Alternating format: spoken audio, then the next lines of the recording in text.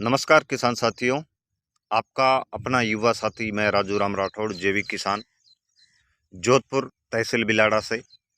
आज आपको हर एक किसान की सबसे बड़ी समस्या होती है बरसात के दिनों में। ऊपर वाले खेत हो या नीचे वाले खेत हो या बीच में कोई खेत हो या नदी नाला हो या नदी नाले का पानी आपके खेत में आ रहा हो तो ज़रूर आप परेशान होंगे।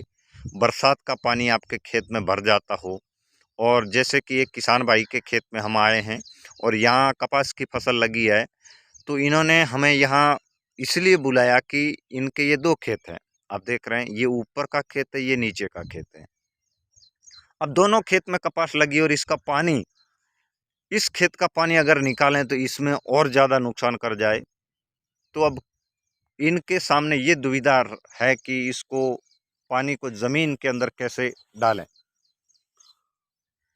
तो आप सबके लिए एक बरसों पुराना पौराणिक तरीका जो किसान भाई करते आ रहे हैं। अगर आपके खेत में कोई भी फसल लगी है और उस फसल में पानी भर गया और निकालने की कोई जगह नहीं है, या आपका खुद का खेत ही नीचे है और उसमें फसल लगा ली आपने, और अतिवृष्टि या ज़्यादा बरसात, तूफानी बरसात से आपके खेत में पानी भर गया हो, तो किसी भी फसल में जब पानी भरने के बाद पूरी मिट्टी के ऊपर, मतलब जमीन न दिखती हो, तो उस खेत में लगी फसल पानी में गल जाती है, फसल खराब हो जाती है, पौधे मर जाते हैं, क्योंकि ज़मीन ऑक्सीजन नहीं ले पाती। पौधों को जिंदा रहने के लिए जड़ के पास ऑक्सीजन की आवश्यकता होती है। ऑक्सीजन न मिलने के कारण और बरसात का पानी बूंद बूंद जब ज़मीन पे गिरता है तो ज़मीन के, भूमि के जो सूक्ष्म से सूक्ष्म अणु, जो कण है, वो बूंदों के साथ मिलकर ऊपर एक काली परत बना लेते हैं, जिससे पानी ज़मीन के अंदर नहीं जाता। इस खेत में या आपके खेत में ऐसा इस प्रकार का बड़ा बरसात का पानी अगर है और उसको ज़मीन में सोखाना है, तो आपको किसी भी कंपनी का कोई भी प्रोडक्ट उपयोग नहीं लेना है, देसी तरीका अपनाना है। ये बात सर्वविदित है कि अगर आपने फसल लगाई तो आपके पास ट्यूबवेल का पानी है ही। अब आपको क्या करना है, बिजली चालू करके, पंप चालू करके, स्प्रिंकलर के द्वारा पानी छोड़ दें। ड्रिप इरिगेशन है तो उसमें पानी छोड़ दें, या फ्लड पानी है तो जैसे ये क्यारियाँ बनी हुई है तो ट्यूबवेल का पानी इसमें छोड़ सकते हैं। अगर आपके खेत में पानी भरने से परेशान हैं और फसल आपकी गलने वाली है, नुकसान होने वाला है, तो आप ट्यूबवेल का पानी, जिसे बाकल पानी बोलते हैं, ट्यूबवेल का पानी इन क्यारियों में छोड़ दीजिए। कितना भी अधिक भरा हुआ फसल में, जो फसल को ख़राब करने वाला बरसाती पानी, वो ज़मीन के अंदर उतर जाएगा।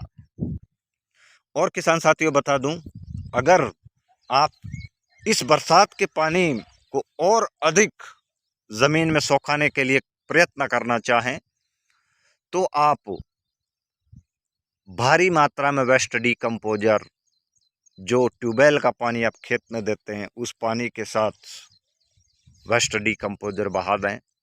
वेस्ट डीकम्पोजर जितना आपके खेत में जाएगा, जितने ज़मीन के डीप में रहने वाले केंचुए वो ऊपर आएंगे, ज़मीन की सतह को भुरभुरा करेंगे, बलवान बनाएंगे, इसमें पोरोसिटी लाएंगे।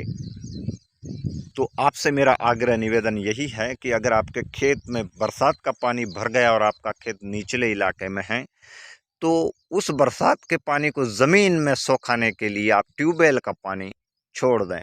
ये सबसे बड़ा रामबाण उपाय है। कई कंपनी वाले अपना प्रोडक्ट बेचने के लिए, जैसे कि एक कंपनी का नाम नहीं लूँगा, अप्सा 85 एक कंपनी का प्रोडक्ट है, वो किसानों को ये बताते, देखिए ये पत्ते के ऊपर हम डालते हैं तो ये इसके ऊपर स्टिकर करती है, स्प्राइडर करती है। वो होता कुछ नहीं है। वो पानी का जो सरफेस है उसको तोड़ देता, जो पानी का पृष्ठ तनाव है उसको तोड़ देता, पानी पतला हो जाता है।